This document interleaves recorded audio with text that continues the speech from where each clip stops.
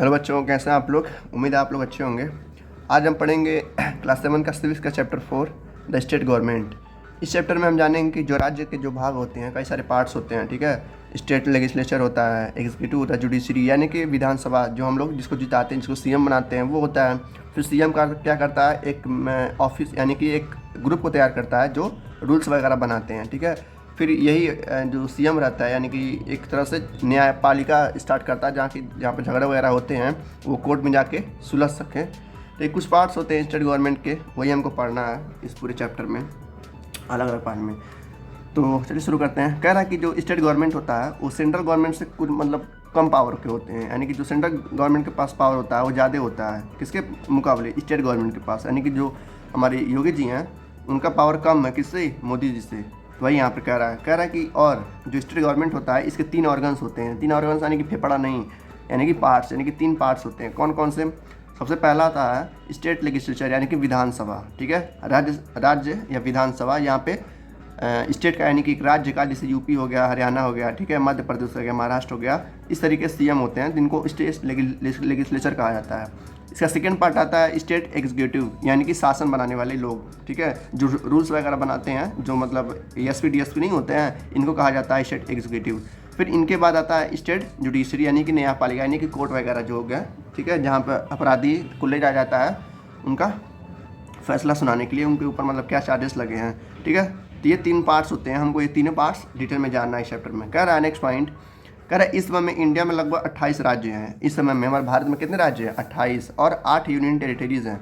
देखो ये जो लद्दाख है, लेह है, यही अभी रिसेंट में क्या हुआ, अलग अलग हुआ है, तो इसीलिए जो यूनियन टेरिटरीज़ है वो बढ़ गया है, ठीक है।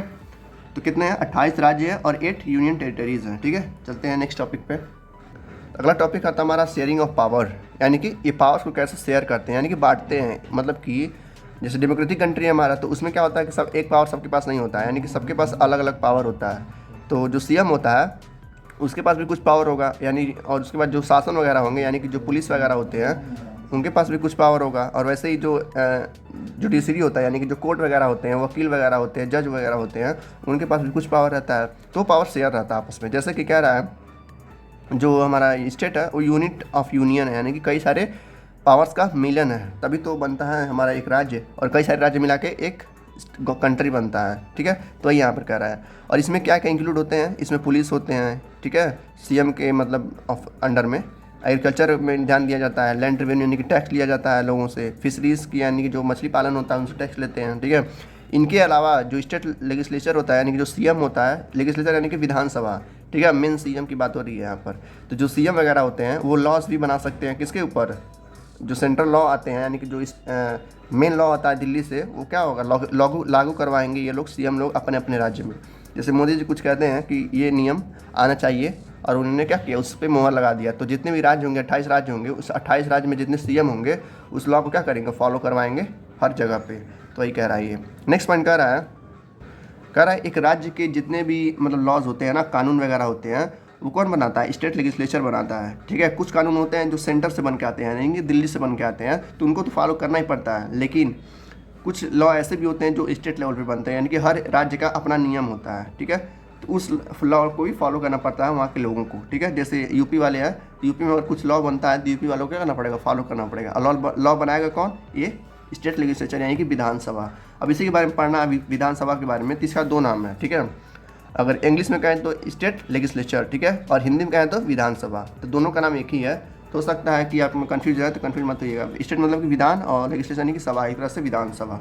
ये क्या करता है, तो ये क्या कहते हैं कि कुछ राज्य ऐसे होते हैं, यानी कुछ स्टेट ऐसे होते हैं जिनके पास एक हाउस होता है। हाउस मतलब कि जहाँ पर पार्लियामेंट वगैरह मीटिंग वगैरह नहीं करते हैं, सीएम वगैरह डीएसपी होते हैं, कंट्री के डीएम होते हैं, जाके मीटिंग करते हैं। तो वही कह रहा है कि कुछ राज्य ऐसे होते हैं जिनके पास एक हाउस होता है, यानी कि एक पार्लियामेंट हाउस होता है, या एक तरह का हाउस होता है, जिसको हम क्या कहते हैं, विधानसभा कहते हैं, लेजिस्लेटिव असेंबली कहते हैं। दोनों मतलब एक ही होता है, अंग्रेजी में लेजिस्लेटिव असेंबली और हिंदी में विधानसभा। लेकिन कुछ राज्य ऐसे भी हैं जिनके पास दो हाउस होती हैं, यानी कि 2 पार्लियामेंट होती हैं, जिनको अपर वाले को क्या कहते हैं, देखिए मैंने आप दिया, लोअर हाउस इज कॉल्ड विधानसभा, यानी कि जो नीचे वाला हाउस रहता है उसको विधानसभा कहते हैं या लेजिस्लेटिव असेंबली कहते हैं। वहीं जो अपर वाला हाउस रहता है, ठीक है, उसको क्या कहते हैं, विधान परिषद कहते हैं या लेजिस्लेटिव असेंबली या काउंसिल कहते हैं। तो सिंपल सा मेरा बात है, कह रहा है कुछ राज्य ऐसे हैं जहाँ पर एक हाउस है, यानी कि विधानसभा है या लेजिस्लेटिव असेंबली अंग्रेजी में। दूसरे राज्य ऐसे हैं जहाँ पे 2 हाउसेस हैं, यानी कि 2 तरह की मीटिंग होती है। पहला मीटिंग कहाँ पर होता है, लोअर से यानी कि लोअर हाउस में, यानी कि विधानसभा में, ठीक है। दूसरा जो हाउस है वो क्या है, विधान परिषद है, ठीक है। तो एक विधानसभा है, एक विधान परिषद है। जैसे कि स्टेट हैविंग लेजिस्लेटिव काउंसिल, यानी कि कुछ ऐसे राज्य हैं जिनके पास 2 हाउस है, जैसे कि उत्तर प्रदेश के पास 2 हाउसेस हैं, ठीक है। कौन कौन, विधान परिषद भी है और विधानसभा भी है, यानी कि लेजिस्लेचर असेंबली भी है और लेजिस्लेटिव काउंसिल भी है। तो उत्तर प्रदेश के पास है, बिहार के पास है, महाराष्ट्र, आंध्र प्रदेश, कर्नाटका और तेलंगाना है। इन राज्यों के पास 2-2 हाउसेस हैं। 2-2 हाउस मतलब कि काउंसिल भी है और असेंबली भी है, यानी कि परिषद भी है और सभा भी है, ठीक है, इन राज्यों के पास। तो ध्यान रखिएगा, यूपी, बिहार, महाराष्ट्र, आंध्र प्रदेश, कर्नाटका और तेलंगाना। अब आंध्र प्रदेश एबॉलिश्ड इस विधानसभा इन 1985 का जो आंध्र प्रदेश है, यानी कि जो साउथ में एक राज्य है आंध्र प्रदेश करके, ठीक है, वहाँ पे इस मतलब 2 जो हाउस थी उनको कैंसिल कर दिया गया था 1985 में। पता नहीं क्यों कैंसिल किया गया था, कहा वो लोग, उन्होंने कहा कि मेरे पास मतलब हम लोग के राज्य के पास बस एक ही हाउस रहेगा, विधानसभा, विधान परिषद नहीं रहेगा। लेकिन बाद में इन लोगों ने क्या किया, नवंबर 2005 में फिर से उस विधान परिषद को दोबारा लाए हैं। तो इसको याद रखिएगा। कह रहा है कि आंध्र प्रदेश में 1985 में, ठीक है, 1985 में इनके पास 2 हाउसेस थे, लेकिन एक हाउस को इन्होंने हटा दिया। क्यों हटाया, रीज़न नहीं दिया, ठीक है। लेकिन 2005 में जिस हाउस को हटाया था, यानी कि विधान परिषद को हटाया था, उनको दोबारा लाया गया, ठीक है। तो होता है स्टेट लेजिस्लेशन, यानी कि विधानसभा, विधान परिषद। विधानसभा कुछ राज्य में होते हैं और कुछ राज्य में विधान परिषद होते हैं, यानी कि सीएम वगैरह जो होते हैं। अब देखिए, जिस राज्य में, यानी कि जिस भी राज्य, यानी जिस भी स्टेट में एक हाउस है उसको हम यूनी कैमरल कहेंगे, यानी कि यूनी मतलब होता है एक, ठीक है, यूनी मतलब एक। और जिसके पास 2 हाउसेस होंगी, जैसे कि अभी यूपी था, बिहार था, महाराष्ट्र था, उसको क्या कहेंगे हम, बाई मतलब 2 होता है, ठीक है। बाई मतलब 2, यानी कि 2 लेजिस्लेचर, यानी कि 2 हाउस, ठीक है। तो इसको याद रखिएगा, बहुत बड़ा इंपॉर्टेंट नोट है। 1 वर्ड में आ सकता है या 2 वर्ड, 1 वर्ड में आएगा कि जो जिस स्टेट के पास 1 हाउस होते हैं उनको क्या कहते हैं, जिसके पास 2 हाउसेस होते हैं उनको क्या कहते हैं, ठीक है। तो यूनिकॉर्मल, बाइकॉर्मल। नेक्स्ट टॉपिक आता है हमारा विधान परिषद, यानी कि जो सेकेंड वाला हाउस था, नहीं अभी मैंने पढ़ाया कि 2 हाउसेस होती हैं, एक विधानसभा होता है, एक विधान परिषद होता है। तो हमको विधानसभा नहीं पढ़ना है, हमको विधान परिषद पढ़ना है। विधानसभा भी आगे पढ़ेंगे। तो ये क्या होता है, काउंसिल, यानी कि लेजिस्लेटिव काउंसिल क्या होता है, कह रहा है ये वो काउंसिल होती है, ये वो परिषद होता है जो लोगों के द्वारा चूज़ नहीं किया जाता है, ठीक है। यानी कि जो विधान परिषद है वो कॉमन लोग जो होते हैं ना, वोट देते हैं, वो लोग नहीं चूज़ करते हैं। वो कुछ एजेंसी होती हैं जो स्टेट के बड़े बड़े लोग होते हैं, वो चूज़ करते हैं अपने कामों के लिए, ठीक है। इसको विधान परिषद या विधान लेजिस्लेटिव काउंसिल बोलते हैं। तो यहाँ पर लिखा है कि जो विधान परिषद होता है वो परमानेंट हाउस होता है, जो कि डायरेक्ट लोगों के द्वारा नहीं चूज़ किया जाता है, ठीक है। यानी कि लोगों के द्वारा इलेक्ट नहीं किया जाता है। वो किसके द्वारा इलेक्ट किया जाता है, अलग अलग एजेंसीज के द्वारा जो स्टेट में रहती हैं, ठीक है। जैसे बड़े बड़े जो बिजनेसमैन रहते हैं, जो बड़ी बड़ी एजेंसियाँ रहती हैं, ठीक है, जैसे कि CBI वगैरह हो गई, मतलब ये सब CBIB, ठीक है, ED, तो ये लोग अपनी एजेंसी बनाते हैं जिसको हम क्या बोलते हैं, विधान परिषद या लेजिस्लेटिव काउंसिल, ठीक है। तो अभी हम इसी को पढ़ने वाले हैं। कह रहा है जो विधान परिषद होता है, यानी कि जो लेजिस्लेटिव काउंसिल होता है, उसमें कह रहा है 1/3 मेंबर क्या होते हैं, विधान परिषद के होते हैं, जो किसके द्वारा इलेक्ट किए जाते हैं, किसके द्वारा चुनाव किए जाते हैं, इलेक्टोरल कॉलेज कंसिस्टिंग के द्वारा, ठीक है। ये क्या होता है, म्यूनसिपल कमेटी होती हैं, जो हर शहर में ही होता है, म्यूनसिपल पार्टी, म्यूनसिपल कमेटी, इनके द्वारा ये लोग क्या करती है, इलेक्ट किए जाते हैं, ठीक है। जैसे district board and the local self government and the state, जैसे जो डिस्ट्रिक्ट बोर्ड होते हैं, कुछ और गवर्नमेंट होते हैं, वो लोग इनको इलेक्ट करते हैं, ठीक है। तो एग्जाम में नहीं आएगा तो विधानसभा ही आएगा, विधान परिषद नहीं आता है, लेकिन फिर भी देख लीजिए।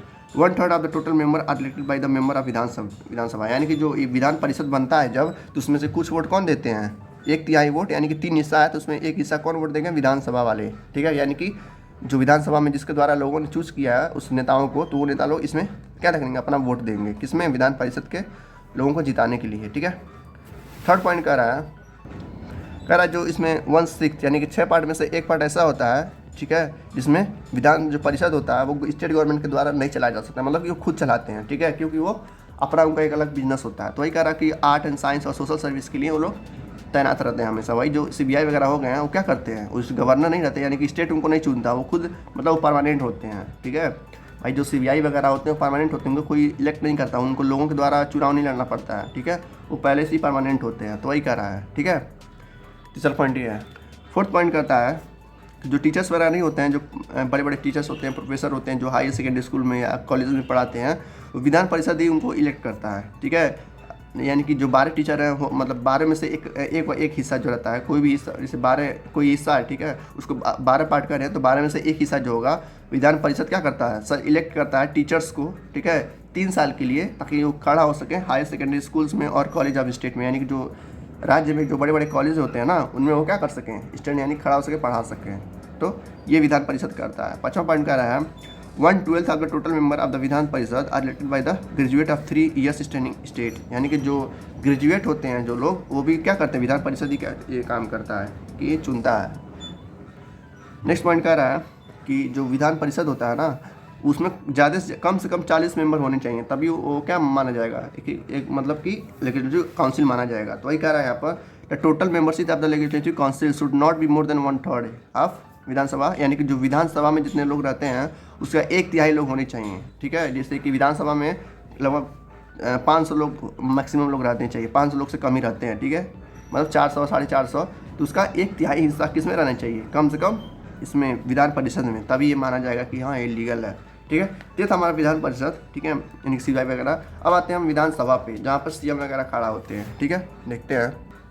तो जो विधानसभा है, यानी कि जो लेजिस्लेटिव असेंबली है, कह रहा है उसको तभी लीगल माना जाएगा जब उसमें ज़्यादा से ज़्यादा 500 मेंबर होंगे, यानी कि 500 मेंबर से ज़्यादा ना हो, यानी कि जो सीएम है उसके पास जो मेंबर होंगे, ठीक है, वो कितना हो, 500 से ज़्यादा ना हो, 500 से कम हो, और मिनिमम कितने हो, 60, यानी कि 60% से लेके 500 के बीच में होने चाहिए। ठीक है, तभी वो क्या माना जाएगा, विधानसभा माना जाएगा। ठीक है, लेकिन कुछ राज्य ऐसे होते हैं जो छोटे छोटे होते हैं, उनके पास इतना मतलब मेंबर नहीं हो पाते हैं, तो उनको एक स्पेशल छूट दिया जाता है सेंट्रल गवर्नमेंट के द्वारा। जैसे कि गोवा है, काफ़ी छोटा राज्य है। ठीक है, मिजोरम है, नागालैंड है, सिक्किम में काफ़ी छोटे छोटे राज्य हैं। ठीक है, तो इनके में क्या होता है, कम से कम 60 मेंबर मतलब मैक्सिमम होने चाहिए, उससे ज़्यादा नहीं। ठीक है, और ये 30 से 40 के बीच में होते हैं। ठीक है, जैसे यहाँ पर क्या होता है, जो बड़े बड़े राज्य जैसे यूपी है, बिहार है, महाराष्ट्र है, इन राज्यों में लगभग 400 450 लोग मेंबर रहते हैं। ठीक है, तो ये कह रहा है कि मिनिमम 60% से 500% होने चाहिए बड़े बड़े राज्यों में, लेकिन जो छोटे छोटे राज्य हैं उनमें कितने होने चाहिए, 30 से 40 बस। ठीक है, मैक्सिमम हो जाएगा तो 60 मेंबर, उससे ज़्यादा नहीं हो पाते हैं, क्योंकि वो छोटा राज्य रहता है, वहाँ पर ज़्यादा लोग नहीं रहते हैं, तो इसलिए यहाँ पर थोड़ा ज़्यादा छूट दिया गया है सेंट्रल गवर्नमेंट के द्वारा। ठीक है, और यहाँ पे जो क्वालिफिकेशंस रहते हैं मतलब सीएम वगैरह बनने के लिए, वो ठीक लोकसभा की तरह रहते हैं, जैसे कि लोकसभा में रहता है वैसे ही इसमें भी रहता है। ठीक है, यहाँ पे क्वेश्चन दिया है आपके लिए, कह रहा है कि क्या आप जानते हैं कि आपके एरिया का एमएलए कौन है, विधायक कौन है? अगर जानते हैं तो कमेंट बॉक्स में भर दीजिएगा अपना कमेंट। नेक्स्ट पॉइंट आता है, तो ये कह रहा है यहाँ पर नेक्स्ट पॉइंट, जो विधानसभा के मेंबर होते हैं यानी कि जो सीएम वगैरह होते हैं, वो डायरेक्ट इलेक्ट किए जाते हैं लोगों के द्वारा 5 साल के लिए। ठीक है, लेकिन जो विधान परिषद था यहाँ पे लोग इलेक्ट नहीं किए, क्योंकि ये परमानेंट होते हैं। जो सीबीआई वगैरह होते हैं, सीबीआई हो गए, ईडी हो गए, डीएसपी बीएसपी पुलिस वगैरह हो गए, यहीं पर बनते हैं और बनाए जाते हैं। ठीक है, तो ये परमानेंट होते हैं। लेकिन जो विधानसभा होता है यानी कि जो लेजिस्लेटिव असेंबली होता है, वहाँ पर ये कंडीशन होनी चाहिए, और ये लोगों के द्वारा इलेक्ट किए जाते हैं। जो सीएम वगैरह रहते हैं हर राज्य के, वो लोगों के द्वारा इलेक्ट किए जाते हैं 5 सालों के लिए। जैसे कि पहला पॉइंट कह रहा है, तो पहला पॉइंट कह रहा है कि कैसे लोग मतलब जिताए जाते हैं। पहला पॉइंट ये कह रहा है कि जो एडल्ट फ्रेंचाइज यूनिवर्सल है, जो अभी मैंने क्लास पिछले चैप्टर में पढ़ाया था कि क्या होता है, ये लोग वो लोग होते हैं जो 18 साल के ऊपर होते हैं, और इनके पास पूरा हक रहता है अपने लीडर को यानी कि अपने सीएम को चुनने के लिए। ठीक है, तो वो इसमें बस वही लोग वोट दे सकते हैं जो 18 साल के ऊपर रहेंगे। तो वही कह रहा है यूनिवर्सल एडल्ट फ्रेंचाइज मतलब है सारे कास्ट, सारे धर्म के लोग, सारे कलर के लोग, या सारे कोई भी, चाहे लोअर कास्ट का हो चाहे दूसरे धर्म के लोग हो, उनके पास पूरा हक है वोट अपने पर्सन को चुनने का कि कौन उनके राज्य का सीएम बनेगा। तो जो बहुमत वोट से जो मतलब जो सबसे ज़्यादा वोट पाता है लोगों का, वही सीएम बना दिया जाता है। और ये लोग जो वोटर होते हैं, उनका साल कितना होना चाहिए, उनका एज कितनी होनी चाहिए, 18 साल के ऊपर होना चाहिए। जब आप 18 साल के ऊपर हो जाएंगे तो आप भी वोट दे सकते हैं। ठीक है, तो ये होता है यूनिवर्सल एडल्ट फ्रेंचाइज, यानी कि एडल्ट मानी बड़े बड़े लोग वोट दे सकते हैं, यानी कि 18 साल के ऊपर के लोग। सेकेंड पॉइंट वही कह रहा है कि मतलब जो सिस्टम ऑफ जॉइंट रिप्रेजेंटेशन है, इसमें यही होता है कि जो जितने भी कास्ट तरह के लोग होते हैं, यानी कि जितने भी कास्ट होते हैं, चाहे हिंदू हो, चाहे मुस्लिम हो, चाहे गरीब हो, चाहे कोई भी हो, या कितने भी क्रीड हो गए, अलग अलग धर्म के, अलग अलग कलर के हो गए, ये से कोई मतलब नहीं है। सब लोग क्या हो सकते हैं, खड़े हो सकते हैं उम्मीदवार के लिए। जैसे क्या होता है, जो बीएसपी है वो लोअर कास्ट के लिए सपोर्ट करता है, तो उस बीएसपी के लोग भी खड़े हो सकते हैं कैंडिडेट के तौर पे कि आप हमें वोट दीजिए। अगर वोट ज़्यादा वोट पा गए तो बीएसपी का कोई मेंबर होगा, क्या बन जाएगा, सीएम बन जाएगा। ठीक है, यूपी का। तो इस तरीके से किसी भी कास्ट का, किसी भी धर्म का, किसी भी कलर का लोग क्या बन सकते हैं, सीएम बन सकते हैं। जैसे अभी इस टाइम जो प्रेसिडेंट हमारे भारत का, वो क्या है, एक तरह से ट्राइबल पीपल है, यानी कि जो जंगलों में रहते हैं वो लोग बने हैं। ठीक है, जिसका नाम है द्रौपदी मुर्मू, उनको प्रेसिडेंट है हमारे इस समय के। तो क्या है, ट्राइबल फीमेल है। तो इस तरीके से कोई भी यहाँ पे पूरा भारत में आज़ादी है कि कोई भी क्या कर सकता है, कैंडिडेट खड़ा हो सकता है, बस उसके पास मेंबर होने चाहिए। जैसे कि यहाँ पर लिखा है ना, मैक्सिमम 500 मेंबर, मिनिमम 60%। इस तरीके से होना चाहिए और लोगों का उनके पास सपोर्ट होना चाहिए। ठीक है, यहाँ हिंदू मुस्लिम नहीं देखा जाता है कि आप हिंदू हैं तो आप हिंदू में मुस्लिम हैं, या कोई भी जात का हो, कोई भी धर्म का हो, आप खड़ा होइए, जीत गए तो आप सीएम हैं, ठीक है। इसी को कहते हैं प्योर डेमोक्रेसी, जहाँ पर ना हिंदू देखा जाता है ना मुस्लिम देखा जाता है, ना कोई लोअर कास्ट ना अपर कास्ट, सब लोग बराबर होते हैं, ठीक है। थर्ड पॉइंट कहता है, कह रहे जो वोटिंग सिस्टम होता है ना, उसमें एक बैलेट होता है। बैलेट यानी कि एक तरह का पैड होता है, ठीक है। उसमें हर सिंबल यानी कि हर पार्टी का एक सिंबल दिया रहेगा इस तरीके से, और उनके आगे एक चिन्ह बनाया रहेगा जो उनका चिन्ह होगा। इस तरीके से लोग आते हैं और इस पर थप्पा लगा के चले जाते हैं, ठीक है। तो उसमें कोई सारे इंसान को आज़ादी होती है कि आप जिस लीडर को चुनना चाहते हैं, जिस कैंडिडेट को चुनना चाहते हैं, आप उस कैंडिडेट को वोट दे सकते हैं। उसमें कोई क्या होता है, अंडर प्रेशर नहीं होता है। तो वही कह रहा है कि ये सिस्टम जो होता है एक सीक्रेट बैलेट होता है, जहाँ पे लोग फॉलो करते हैं, यानी कि वहाँ पे वोट देते हैं। इस सिस्टम में कोई जज नहीं कर सकता किसी को कि आप इनको वोट दीजिए, आप हमें वोट दीजिए। बाहर कर भी कोई कहे पैसा दे आपको, लेकिन अंदर जाएंगे जब वोट देने तो वहाँ कोई नहीं होगा, आप जिसको मन करे उसको वोट दे सकते हैं, ठीक है, क्योंकि पूरे पर आज़ादी होती है। चौथा पॉइंट कह रहा है, देखिए वही कह रहा है कि कुछ सीटें जो होती हैं वो क्या होती हैं, रिजर्व होती है, यानी कि फिक्स होता है। किसके लिए, शेड्यूल कास्ट के लिए और या शेड्यूल ट्राइब्स के लिए, यानी कि एससी और एसटी के लिए। ये लोग कौन होते हैं, ये लोअर कास्ट के लोग होते हैं जो सबसे नीचे आते हैं धर्म में, ठीक है। तो इनके लिए भी सीटें फिक्स की गई हैं ताकि ये भी लोग क्या कर सकें, विकास कर सकें, और इनका भी ट्राइब्स क्या कर सके, विकास कर सके, इनकी भी जो फैमिली है आगे आ सके, ठीक है।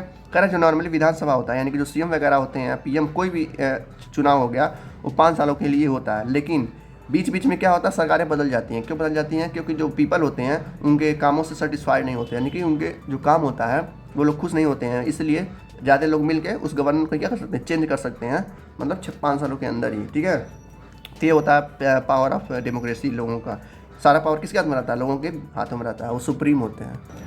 कह रहा है जैसे आप लोग चुनाव देखते होंगे, यानी कि जब घर पे रहते होंगे तो न्यूज़ वगैरह देखते होंगे, लोग पार्लियामेंट में लड़ते वगैरह रहते हैं। तो ऐसे ही जैसे लोकसभा में, यानी कि जो सेंटर में जब जैसे मोदी वगैरह का जब मीटिंग होता है, तो ऐसे ही इससे में यहाँ पर भी मीटिंग होता है स्टेट में। तो यहाँ भी लोग क्या करते हैं, वोट देते हैं। जो नेता वगैरह जीते रहते हैं वो क्या करते हैं, वोट देकर, यानी कि लोगों का वोट नहीं रहता, वो नेताओं का वोट रहता है। वो लोग अपना वोट देकर एक स्पीकर को चुनते हैं। स्पीकर यानी कि जो उनके बातों को सुनता है और एक राय देता है, ठीक है। फिर एक डिप्यूटी स्पीकर होता है। मान लो स्पीकर जो चुने हैं वो एब्सेंट रहा, तो डिप्यूटी स्पीकर वहाँ पर बैठ के, जैसे नहीं होता है अदालत में, एक सामने एक बैठा रहता है जज और सामने लोग बैठे रहते हैं। तो उसी तरह से यहाँ भी होता है, मतलब कि असेंबली होता है, विधानसभा भी होता है। तो लोकसभा की तरह यहाँ भी स्पीकर होते हैं, जहाँ पे अलग अलग इसका काम रहता है। तो क्या काम है स्पीकर का, वही कह रहा है कि द विधानसभा, यानी कि the speaker of the Vidhan Sabha perform various important function, यानी कि कई सारे काम करता है। कौन से काम करता है, जैसे कि he preside over the meeting of the legislative assembly, यानी कि जो मीटिंग होती है स्टेट लेवल पे, जो सीएम वगैरह होते हैं, जो और नेताएं होते हैं, क्या क्या मतलब डिस्कस कर रहे होते हैं, वही स्पीकर सुनता है और फैसला सुनाता है। तो इसका काफ़ी ज़्यादा इंपॉर्टेंट रोल है। हो सकता है आए ये आपके 4 नंबर में या 5 नंबर में कि विधानसभा में स्पीकर का क्या काम होता है। तो ये 4 काम है, आप लोग याद करके समझ के लिख लीजिएगा। पहला काम है कि उस मीटिंग को क्या करना, प्रिस्क्राइब करना है कि सुनना उस मीटिंग को क्या कह रहे हैं लोग। दूसरा पॉइंट क्या है, रिजोल्यूशन और bill can pass only with his permission, यानी कि जो भी बिल्स वगैरह रहते हैं, जैसे मान लो किसी कोई राज्य है, जैसे यूपी है, वो लखनऊ में क्या करवाना चाहता है, कुछ बिल्डिंगें बनवाना चाहता है, कुछ रोड्स बनवाने चाहते हैं, तो उसके लिए उसको बिल पास करना पड़ेगा स्पीकर के पास से। बिल यानी कि जो उसका खर्चा आएगा, मान लो 1000-2000 करोड़ आ रहा है, तो उस खर्चे को खर्च करने के लिए उसको परमिशन लेना पड़ेगा। किससे परमिशन लेना पड़ेगा, स्पीकर से, ठीक है। तो स्पीकर का काफ़ी बड़ा फंक्शन होता है, इसके ही राय से सब कुछ होता है, ठीक है। अगर सरकार कुछ करना चाहती है तो इनके ही राय से करेगी। तो ये स्टेट में भी होता है और सेंटर में भी होता है, यानी कि मोदी अगर कुछ करना चाहते हैं देश के लिए तो क्या करना पड़ेगा, उनको स्पीकर से बिल पास करवाना पड़ेगा, ठीक है, कि हमारा बिल है 1000-2000 करोड़ का, इसको पास कर दीजिए, तभी वो काम हो पाएगा। तो इसका काफ़ी ज़्यादा काम आता है। सेकंड पॉइंट ये हो गया कि बिल पास करना।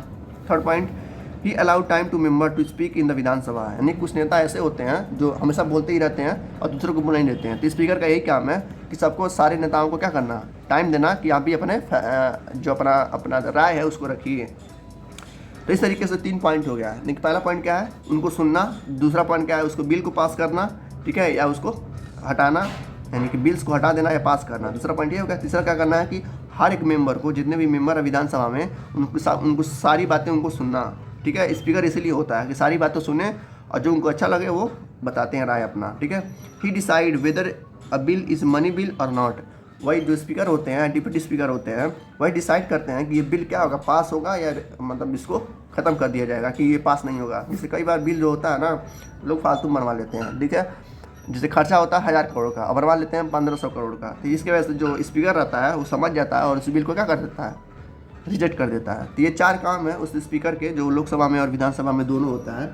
तो लोकसभा आएगा तब भी यही लिखेगा और विधानसभा आएगा तब भी यही लिखेगा, ठीक है। तो स्पीकर का ये काम होता है। नेक्स्ट टॉपिक आता है हमारा power and duties of the state legislature, यानी कि क्या क्या पावर्स हैं स्टेट के पास। तो कह रहा है जो स्टेट लेजिस्लेचर होते हैं ना, वो उनके पास ज़्यादा पावर होता है, लेकिन सीएम जो पीएम होता है यानी प्राइम मिनिस्टर होता है, उनसे पावर कम होता है। जाहिर सी बात है, सीएम और पीएम में बहुत डिफरेंस होता है। तो वही यहाँ पर कहा गया और कुछ नहीं कहा गया। कह रहा है अगर जो राज्य यानी कि जो सीएम वगैरह है किसी भी राज्य के, अगर वो चाहते हैं कुछ लॉ बनाना, ठीक है, कुछ और लॉ को ऐड करना चाहते हैं अपने राज्य में, कुछ और नियम लाना चाहते हैं, तो उस नियम को कहाँ लेके जाना पड़ेगा, लोकसभा में, यानी कि सेंट्रल गवर्नमेंट के पास ले जाना पड़ेगा। अगर सेंट्रल गवर्नमेंट उसको मंजूर करती है तभी उस राज्य में वो लॉ बनेगा। जैसे मान लो योगी जी चाहते हैं कि कुछ मतलब ऐसे लॉ हैं जो यूपी में लगाए जाए ताकि जो लोग हैं वो और ज़्यादा हो सके और जागरूक हो सकें, तो उस लॉ को ले जाना पड़ेगा इनको सेंटर पास, यानी दिल्ली में ले जाना पड़ेगा मोदी जी के पास। तो मोदी जी अगर चाहेंगे तो उसको पास भी कर देंगे और हटा भी सकते हैं। तो मान लो अगर पास कर दिया तो ठीक है, अगर हटा दिए यानी कि उसको रिजेक्ट कर दिए, तो जो लोग होंगे यानी कि जो राज्यसभा के मेंबर होंगे वो चाहे तो वोटिंग कर सकते हैं उनके खिलाफ, मोदी जी के खिलाफ, कि हम लोग वोट दे रहे हैं और इसको मंजूर कीजिए, ठीक है। तब भी अगर नहीं मंजूर होता है फिर भी लोग जो क्या कर सकते हैं, जो लोग कुछ नहीं कर सकते हैं, ठीक है। तो यही पावर शेयरिंग होता है सीएम और पीएम का। सीएम चाहे तो क्या कर सकता है, वोटिंग करके उस बिल को पास करा सकता है, लेकिन फिर भी सब पावर किसके हाथ में रहता है, पीएम के हाथ में रहता है, यानी कि प्राइम मिनिस्टर के हाथ में रहता है। तो यहाँ पर पावर कह रहा है कि जो स्टेट गवर्नमेंट होते हैं सारे काम कर सकते हैं, नियम वगैरह बना सकते हैं, लेकिन किसके अंडर में, सेंट्रल गवर्नमेंट के अंडर में, ठीक है। तो बस यहाँ पे कह रहा है। नेक्स्ट टॉपिक आता है कि डिफरेंस क्या है, यानी कि रिलेशन क्या है, संबंध क्या है विधानसभा में और विधान परिषद में। देखो ये बहुत अच्छा टॉपिक दिया है, इसको ध्यान से देखते हैं। जो विधानसभा था, जो सीएम वगैरह थे उनमें, और जो सीबीआई वगैरह थी उनमें क्या अंतर है, ठीक है। तो दोनों में सबसे पहला जो संबंध आता है ये है, कह रहा है जो विधानसभा है ना, यानी कि जो सीएम वगैरह रहते हैं वो हर राज्य में होते हैं, पहली बात, ठीक है। 28 राज्य है तो 28 राज्य में विधानसभा रहेगा, लेकिन विधान परिषद जो है वो हर राज्य में नहीं रहता, वो कुछ ही राज्य में रहता है। जैसे अभी मैंने पढ़ा कि यूपी में था, महाराष्ट्र में था, ठीक है, बिहार में था, तो इन राज्यों में विधान परिषद है। तो इन लोगों का काम क्या होता है, जैसे मान लो कुछ सीएम वगैरह है, ठीक है, सीबीआई में कुछ ऑफिसर है जो उनको तंग कर रहे हैं, ठीक है, तो सीबीआई के खिलाफ यानी कि मतलब कुछ जो सीएम वगैरह होंगे वो कुछ अर्जी डालेंगे, यानी कि कुछ एप्लीकेशन डालेंगे, कहाँ भेजेंगे, वो यूनियन गवर्नमेंट के पास, यानी कि सेंट्रल गवर्नमेंट के पास भेजेंगे। तो वो सेंट्रल गवर्नमेंट अगर उसको तभी मंजूर करेगी जब 2/3 मेजॉरिटी हो वहाँ पर विधानसभा। 2/3 मतलब करने का मतलब, अगर मान लो 30 लोग हैं, जैसे विधानसभा में 30 लोग हैं, ठीक है, 30 लोगों में से कम 20 लोग ऐसे होने चाहिए जो उस लॉ को, यानी कि जो एप्लीकेशन को मंजूरी दे रहा हूँ कि हाँ ये ऑफिसर हम लोग को तंग कर रहा है, ठीक है। तो जो यूनियन गवर्नमेंट होगा, जो मोदी जी होंगे, वो क्या करेंगे, विधान परिषद को समझाएंगे कि ऐसा मत करिए, वहाँ के मैक्सिमम लोग परेशान हो रहे हैं, ठीक है। यही काम ये भी कर सकती है, कौन, विधान परिषद। यानी मान लो कि जैसे सीबीआई वगैरह कुछ काम करना चाहती है और इनको रोक रहे हैं, कौन, सीएम वगैरह रोक रहे हैं काम करने से, विधान परिषद ये भी 2/3 का मेजॉरिटी लेके एबॉलिश कर सकती है उनको, ठीक है। जैसे मान लो सीबीआई कुछ काम करना चाहती है, ठीक है, यूपी में कुछ मान लो जांच पड़ताल करना है, तो सीएम वगैरह उसको रोकता है कि नहीं आप काम नहीं कर सकते। तो ये लोग जो सीबीआई वाले होते हैं, यानी कि जो विधान परिषद वाले होते हैं, वो एक एप्लीकेशन डाल सकते हैं 2/3, यानी कि 30 लोगों का मान लो मेंबर है सीबीआई, ठीक है, तो उसमें से 20 लोग का सहमति होना चाहिए कि हाँ ये काम करने नहीं दे रहे हैं। तो इस तरीके से क्या करेंगे, मोदी जी सीएम को मना करेंगे कि उनका काम करने दीजिए, क्योंकि वहाँ के लोग काम करना चाहते हैं। तो इस तरीके से दोनों का रिलेशन होता है, दोनों चाहे तो एप्लीकेशन डाल सकते हैं, लेकिन किसके साथ, मेजॉरिटी पीपल के साथ, यानी कि ज़्यादा से ज़्यादा लोग उसमें एप्लीकेशन में सहमति होने चाहिए, ठीक है। तो ये था पहला संबंध किसके बीच में, सभा और विधान परिषद के बीच में। कह रहा है in the matter of exercising control over the state government, state government को मान लो कंट्रोल करना है या कंट्रोल कोई कर रहा है, तो विधान परिषद क्या करेगा, अलाउ करेगा कुछ पावर्स को। जैसे मान लो स्टेट गवर्नमेंट कुछ ने गलती किया, ठीक है, और विधान परिषद को उसको सही करना है, उसको जांच पड़ताल करना है स्टेट गवर्नमेंट का, तो स्टेट गवर्नमेंट क्या करेगा, उसके पास पावर रहेंगे, लेकिन सारे पावर नहीं रहेंगे, कुछ पावर छीन लिए जाएंगे और बस वही पावर उनके पास दिए जाएंगे जो कुछ काम कर सकते हैं, ठीक है। इस तरीके से ये भी कर सकते हैं, यानी कि सीएम वगैरह भी, यानी कि जो स्टेट गवर्नमेंट होते हैं ये भी वही काम कर सकते हैं। जैसे कुछ ऑफिसर को कई लोग क्या कर सकते हैं, सस्पेंड कर सकते हैं, सस्पेंड यानी कि सस्पेंड नहीं कर सकते, ट्रांसफर कर सकते हैं जगह से दूसरी जगह तक।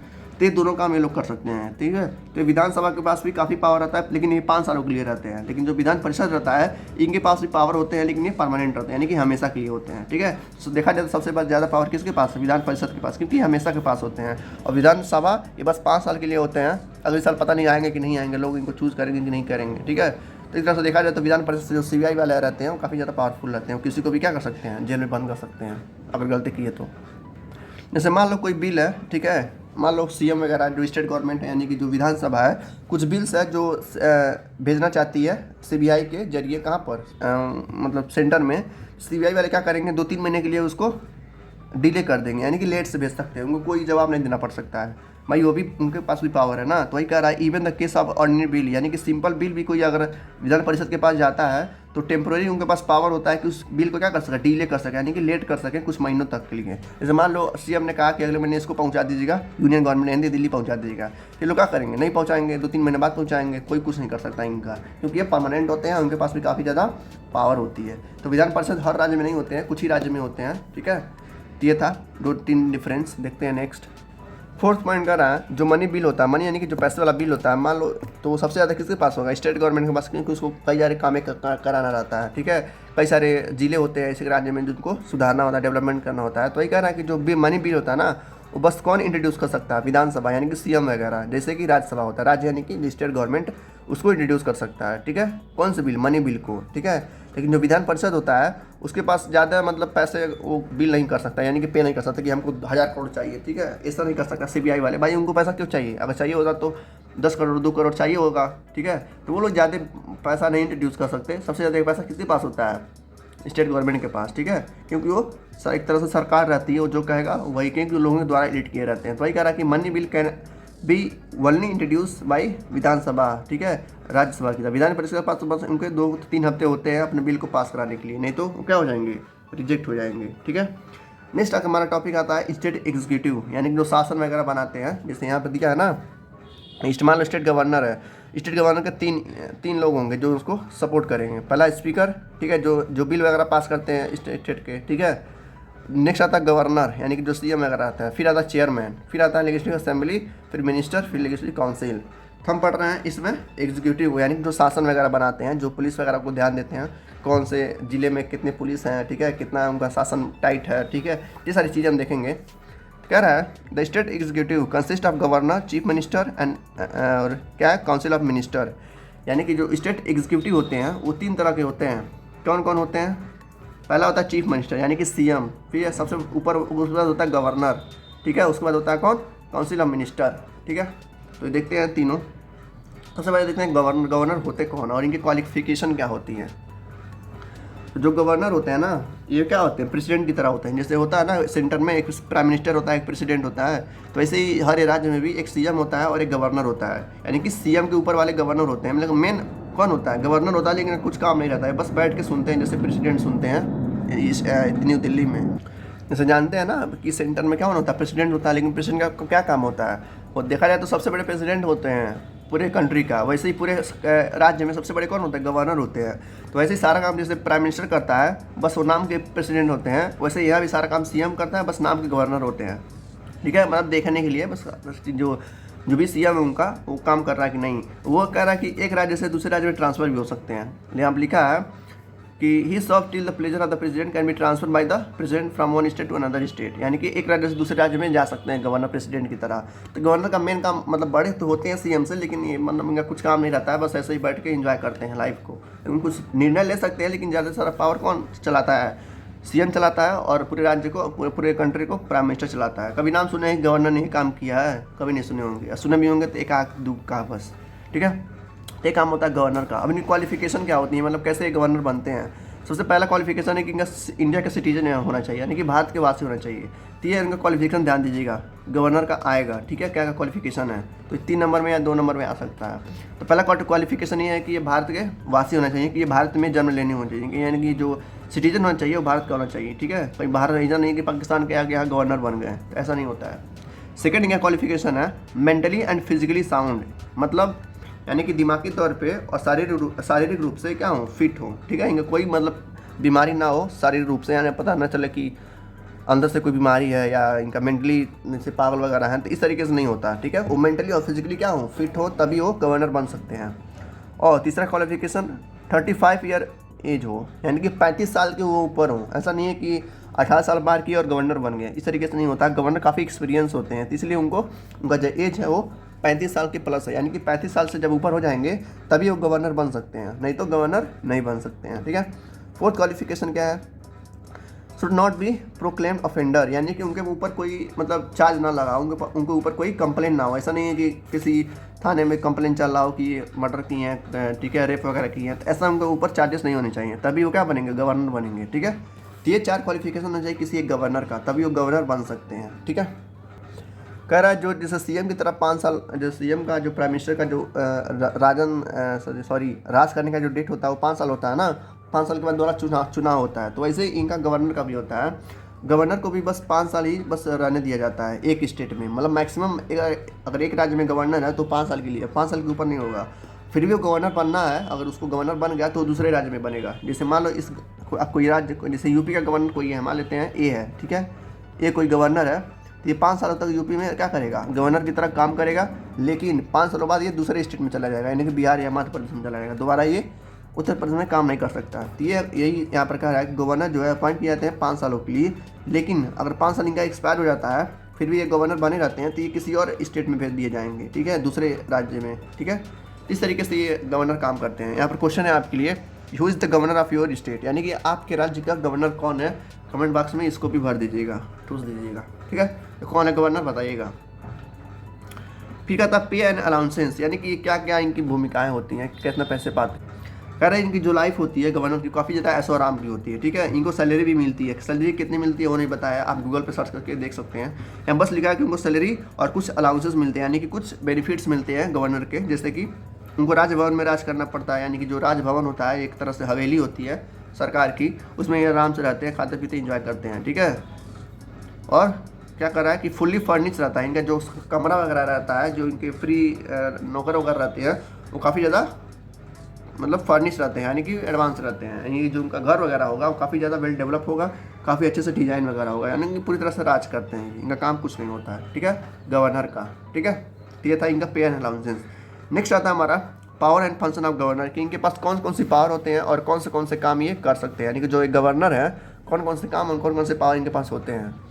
तो इनके बारे में कह रहा है जो इनका पावर है या फंक्शन है, जैसे इंडिया के जो प्रेसिडेंट है ना डॉक्टर मुर्मू, मतलब डॉक्टर नहीं, मतलब कौन है, द्रौपदी मुर्मू, ठीक है ना, तो उनकी तरह ये भी, इनके पास भी पावर होते हैं गवर्नर के पास भी। जैसे इंडिया का प्रेसिडेंट होता है, उनका कुछ काम नहीं होता, बस वो भी बैठ के इंजॉय करते हैं, राज करते हैं, वैसे ये भी गवर्नर भी लोग क्या करते हैं, राज करते हैं। लेकिन किसी कारणवश सीएम का अगर मान लो क्या हो जाए, उनके पास कुछ भी हो सकता है सीएम को ना, जैसे हार्ट अटैक वगैरह आ जाए या उनको हटना पड़े उस पोस्ट से, उस कुर्सी से, तो क्या करना पड़ेगा, जो जब तक के लिए कोई नया सीएम नहीं बन जाता तब तक के लिए कौन देखेगा, सब पूरे राज्य को गवर्नर देखेगा। वैसे ही इंडिया में भी होता है कि प्राइम मिनिस्टर को अगर कुछ हो गया, ठीक है, या वहाँ से उस पोस्ट के लिए कुछ खाली हो गया, यानी कुछ टाइम के लिए उस पोस्ट को कौन संभालेगा, प्रेसिडेंट संभालेंगे। तो ऐसे ही यहाँ भी स्टेट में भी होता है कि अगर सीएम को कुछ हो गया या कुछ मतलब कहीं चले गए हैं, तो जब तक अब्सेंट हों या जब तक कोई नया सीएम नहीं बन जाता तब तक राज्य को कौन संभालता है, गवर्नर संभालता है। तो उसके पास कौन से पावर होते हैं देखते हैं यहाँ पर। कह रहा है वो संविधानिक तौर पे एक तरह का हेड हो जाता है उस राज्य का, यानी मतलब सीएम जब अब्सेंट हो जाएगा तो इसका जो पावर आएगा वो क्या आएगा कि वो क्या एक तरह का लीडर बन जाएगा, जैसे सीएम था वैसे ही गवर्नर भी बन जाता है। इसके पास वो सारे पावर आते हैं जो एक विधानसभा के मेंबर के पास रहता है, यानी कि सीएम के पास रहता है, ठीक है। कह रहा है he appoint a leader of the majority party, यानी कि एक तरह का लीडर बन जाता है विधानसभा का, जैसे कि चीफ मिनिस्टर आता है इस राज्य का, यानी कि जो सीएम रहते हैं उसी तरह इसके पास भी पावर आ जाते हैं, इसके पास गवर्नर के पास, अगर कोई सीएम क्या है एब्सेंट है या किसी कारणवश उसका मतलब कुछ वहाँ से हट गया है, ठीक है।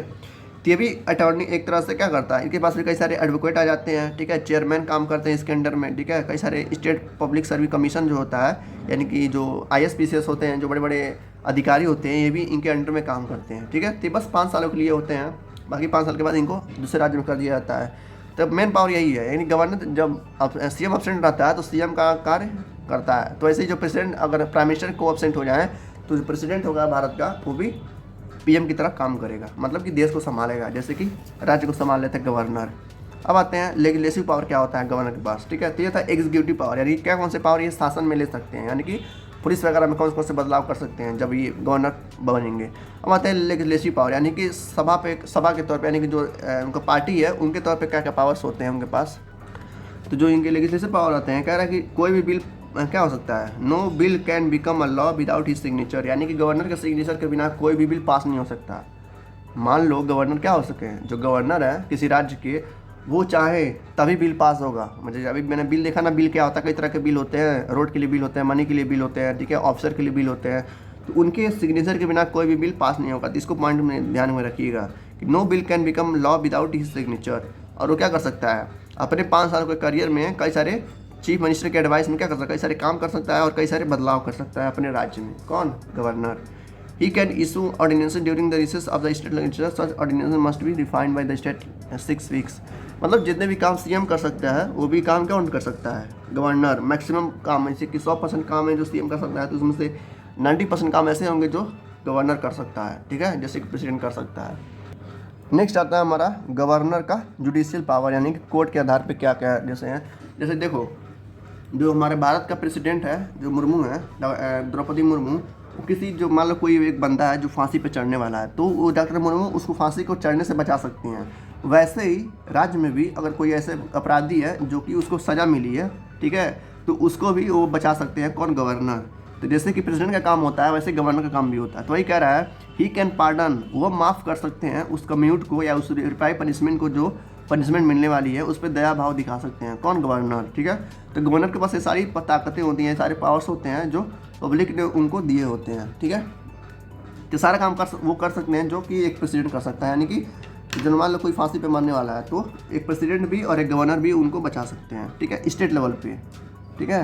ये नहीं कि दूसरे राज्य में कोई फांसी चढ़ने वाला तो ये जाए उनको रोक दे, नहीं रोक सकते। बस अपने राज्य के लोगों को, जो क्रिमिनल वगैरह हैं, मान लो कोई गलती से फांसी चढ़ने वाला है तो उसको वो लोग बचा सकते हैं। कौन? गवर्नर। तो वही कह रहे हैं। कह रहा है जो प्रेसिडेंट होते हैं पूरे भारत के, उन्हीं के पास ऐसा पावर होता है कि जो इंसान मरने वाला होता है, यानी कि जो फांसी पे चढ़ने वाला होता है, उन्हीं के पास ऐसा पावर होता है जो उसको रोक सकता है। प्राइम मिनिस्टर भी नहीं रोक सकते, ठीक है, ना ही सीएम रोक सकते हैं। तो बस कौन रोक सकता है फांसी पे चढ़ने से? प्रेसिडेंट। तो याद रखिएगा, कोई अगर आपकी नज़रों में कोई ऐसा है जो कि फांसी चढ़ने वाला है लेकिन उसने गलती नहीं किया है, ठीक है, उसको बस मतलब गलती से फंसाया गया है उसको, तो आप क्या कर सकते हैं? प्रेसिडेंट के पास जाके उसको मतलब सारा प्रूफ दे के उसको बंदे को बचा सकते हैं। तो कौन बचा सकता है? बस प्रेसिडेंट, यानी कि जो प्राइम मिनिस्टर के जो ऊपर होते हैं वही बस बचा सकते हैं। वही लिखा है कि the president alone has the power to grant pardon, या पार्डन यानी कि माफ़ करना, in the case where the sentence is a sentence of death, यानी कि मरने वाला हो तो उसको वो लोग बचा सकते हैं। कौन? प्रेसिडेंट बचा सकता है। अब आते हैं actual status of the governor, his discretionary power, यानी कि वास्तविक में उसका क्या स्टेटस रहता है, ठीक है, देखते हैं। फिर वही पावर के बाद में कह रहा है कि जो गवर्नर के पास पावर होती है वो ऐसे ही होती है जैसे प्रेसिडेंट के पास होता है, ठीक है। तो ये भी मतलब एक तरह से देखा जाए तो छोटा प्रेसिडेंट है, ठीक है, उसका बच्चा है प्रेसिडेंट का, गवर्नर। कह रहा है यहाँ पर पॉइंट दिया है कि कभी कभार क्या था कि इमरजेंसी लागू हो जाता है किसी राज्य में, जैसे कई बार दंगा हो जाता है ना, उस दंगे में पूरे राज्य को लॉकडाउन करना पड़ता है, यानी कि इमरजेंसी लागू हो जाता है, जिसमें गवर्नर का काम काफ़ी ज़्यादा इंपॉर्टेंट हो जाता है उस समय में, ठीक है। गवर्नर भी काफ़ी देख रेख करता है, इंटरेस्ट लेता है इन सारे कामों में, ठीक है। तो उसके पास भी कई सारी पावर होती हैं जो क्या कर सकता है? लागू कर सकता है, उस रूल को हटा सकता है, ठीक है। ये सब पावर होती हैं जो हमने देखा, वही यहाँ पे भी रिपीट किया है, तो कोई फायदा नहीं है दोबारा पढ़ने से। नेक्स्ट होता है हमारे चीफ मिनिस्टर पे, यानी कि हमारा जो सीएम होता है, ठीक है, वो क्या क्या काम करता है उसके बारे में हम देखते हैं। कह रहा है जो पहला पॉइंट है यहाँ पे कह रहा है जो चीफ मिनिस्टर होता है, यानी कि जो सीएम होता है, वो विधानसभा में इलेक्ट किया जाता है लोगों के द्वारा 5 साल के लिए। ये तो जानते हैं कि हम ही लोग यानी कि जो पीपल होते हैं वही लोग 18 साल के जो ऊपर लोग होते हैं वो वोट देते हैं, और वोट से जिनको सबसे ज़्यादा वोट मिलता है वही क्या बनता है? सीएम बनता है किस राज्य का, और वो 5 सालों के लिए काम करता है बिना किसी लालच से। ऐसा तो नहीं होता, लेकिन फिर 5 साल के लिए काम करना पड़ता है, उसको राज्य को दिखाना पड़ता है कि हमने काम किया है। कह रहा है कि जब चीफ मिनिस्टर जीतता है किसी लोगों के द्वारा, जब उसको चुनाव में जिताया जाता है, तो राज्य के लिए काम करता है, कई सारे रूल्स बनाता है, कई सारे पॉलिसीज प्रोग्राम्स लाता है, ठीक है, लोगों के लिए काम करता है, और कई सारे जो पुलिस वगैरह होते हैं उनके लिए वैकेंसीज लाते हैं, ठीक है, उस राज्य के जितने भी स्टूडेंट होते हैं उनके लिए काम करते हैं, ठीक है, और कई सारे मिनिस्टर को क्रिएट करते हैं। जैसे यहाँ पर दिया है 3 कैटेगरीज ऑफ मिनिस्टर, जो कि बनाता है राज्य, जैसे कि कैबिनेट मिनिस्टर होता है, ठीक है, मिनिस्टर ऑफ स्टेट होता है, डिप्यूटी मिनिस्टर होता है, ये सारे क्या है? उसी के मिनिस्टर के फॉर्म है, यानी कि जो सीएम बना है उसी के कई सारे पार्ट्स होते हैं, जो भाई सीएम तो अकेले पूरे राज्य को संभाल नहीं सकता, तो क्या करता है? अलग अलग मिनिस्टर को फॉर्म करता है ताकि अलग अलग काम को देखा जा सके। जैसे कि रेलवे का काम है, कोई एक मिनिस्टर देखेगा, ठीक है, किसानों के लिए कोई अलग मिनिस्टर होगा, मतलब बिजनेस के लिए कोई अलग मिनिस्टर होगा, ठीक है, फाइनेंस के लिए कोई अलग मिनिस्टर होगा। सीएम तो अकेले सारा काम नहीं कर सकता, अगर आपको सीएम बना दिया जाए तो सारा काम अकेले नहीं देख सकते, दुनिया भर का काम होता है। तो इसीलिए जो मिनिस्टर रहता है, यानी जो सीएम रहता है, कई सारे मिनिस्टर को क्रिएट करता है और वो सारे अलग अलग काम को देखते हैं, और ये बस 5 सालों के लिए होते हैं। बाकी अगला जो 5 साल आएगा उसमें जो जीतता है वो देश को, यानी कि अपने राज्य को संभालता है। नेक्स्ट टॉपिक आता है हमारा function and power of chief minister, यानी कि क्या क्या कार्य होते हैं और क्या क्या फंक्शन होते हैं चीफ मिनिस्टर के, ठीक है। ये देखिए, चीफ मिनिस्टर भी एकदम प्राइम मिनिस्टर की तरह रहता है। जैसे प्राइम मिनिस्टर जो जो अपने कंट्री के लिए काम करता है, वैसे ही चीफ मिनिस्टर भी अपने राज्य के लिए काम करता है। डिफरेंस बस इतना रहता है कि प्राइम मिनिस्टर के पास ज़्यादा पावर होता है, ठीक है, और चीफ मिनिस्टर के पास कम पावर होते हैं, ठीक है। तो वही कह रहा है कि the duty of chief minister and prime minister are almost same होते हैं, लगभग सेम होते हैं, ठीक है। लेकिन जो डिफरेंस होता है वो होता है जुरिडिक्शन का, यानी कि पावर का। प्राइम मिनिस्टर के पास ज़्यादा पावर होते हैं और चीफ मिनिस्टर के पास थोड़ा कम पावर होते हैं, यानी कि वो बस स्टेट को वही देख सकता है, दूसरे राज्य को नहीं देख सकता। लेकिन सीएम क्या कर सकता है, पूरे कंट्री को चला सकता है। और क्या क्या डिफरेंस चीफ मिनिस्टर में और पीएम में, यहाँ पे कह रहा है कि जो पीएम होते हैं ना, उनको बस एक जगह बिल पास करना पड़ता है लोकसभा में, यानी कि जहाँ पर मेन बड़े बड़े नेता बैठते हैं वहाँ पर बस उनको पास करना पड़ता है। लेकिन जो ये होते हैं, क्या बोलते हैं, चीफ मिनिस्टर होते हैं, उनको दो जगह पास करना पड़ता है। पहले तो अपनी राज्य में, यानी कि जो स्पीकर रहते हैं डिस्ट्रिक्ट लेवल पे, जो हमने पढ़ाया कि स्पीकर होते हैं, फिर डिप्यूटी स्पीकर होते हैं।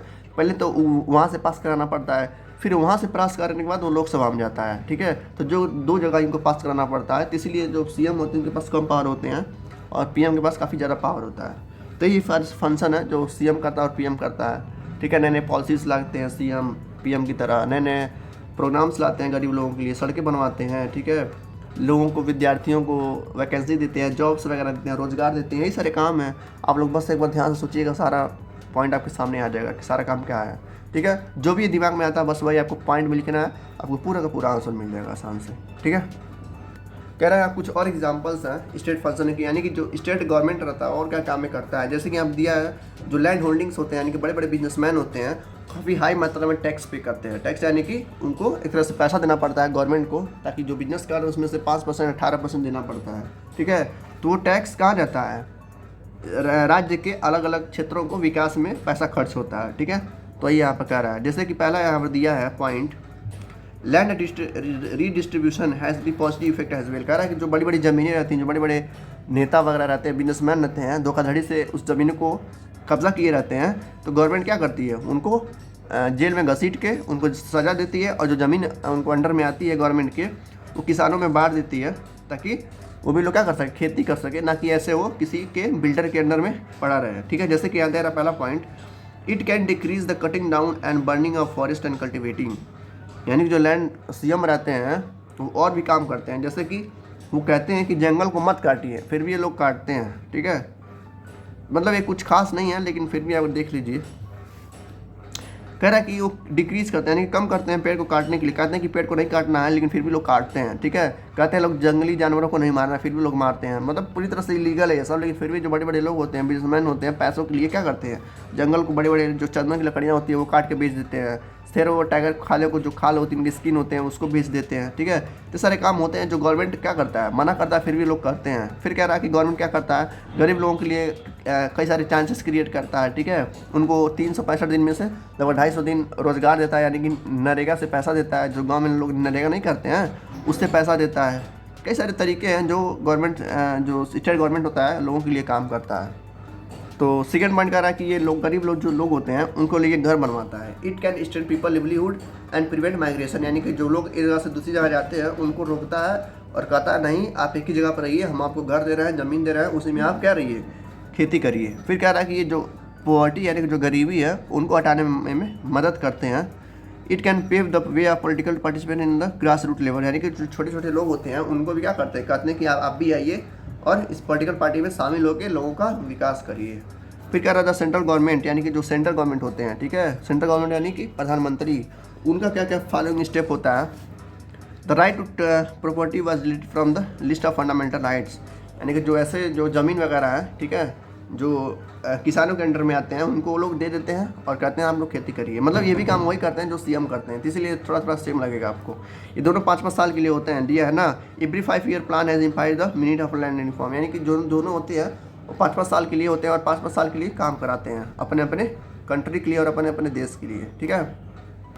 जो इंपॉर्टेंट टॉपिक था मैंने पढ़ा दिया है, बाकी ये सब आता नहीं है, फालतू में क्या जानना है। और ये सिलेबस अभी कट गया है जो टॉपिक थे। तो बस यही था आज का चैप्टर, मिलते हैं नेक्स्ट चैप्टर में, तब देख लेते हैं। Good luck, take care.